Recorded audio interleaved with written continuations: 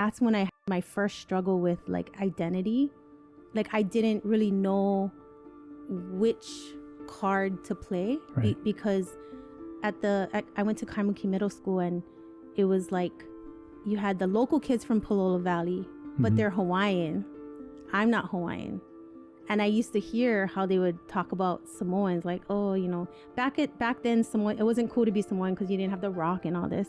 But so I lied. So the people I went to school in middle school, sorry everybody who I went to school in middle school, I used to lie and say I was Hawaiian because I wanted to be accepted. Sure. And at the same time, I remember my cousins from Samoa would like question me about why am I denying my identity?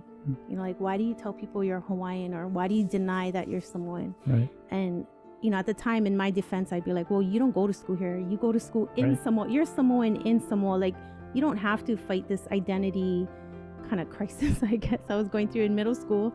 And then when I went to high school, I went to Radford, and that was like a whole like military families and stuff. Super different for me. I was like, wait, now I'm immersed in a culture where we are totally the minority. Just being local, you're the minority. And I would, my most famous story is I would walk into a classroom and teachers would look at me because I played sports. So they'd be like, oh, you're the jock. You don't belong in this honors class. What? So they would ask me to show them like my paperwork, or can you go to the counselor and make sure you're in this class? So stereotyping you just by walking in. And they're teachers. And they're teachers, but I actually liked it. Because I was like, wow, this is a different kind of discrimination. Because, you know, growing up in Hawaii, I saw other ethnic groups being discriminated against. But I was like, wow, this is kind of cool that they're discriminating because I'm an athlete, I'm Samoan, so I cannot possibly be in an honors English class. And so I use that as a fuel for me. Like, oh, yeah, like, yeah, that's right, I am smart. And, but then I found that I had this little clash with the Samoans who I went to school with because I wasn't Samoan enough. Because I didn't walk around with my... It's like you're in a lose-lose situation. Yeah, because I didn't have like my ie lava lava. I wouldn't play volleyball with them in the quad. You know, I had to always study. We're like not stereotyping, but yet. No, but that's what they would do, and they would talk about me like, oh, why don't you, or like, oh, you think you're better than us? And I'm like, no, I have a very strict mom, you know, who has like huge expectations for me. So my coaches at the time, my volleyball coach, Waynet Mitchell and Malia Ane. Malia Ane is of Samoan ancestry too, and Coach Waynet Mitchell is Hawaiian. And when they met me, they were like, we don't want you to be a statistic because we can see exactly where you could go.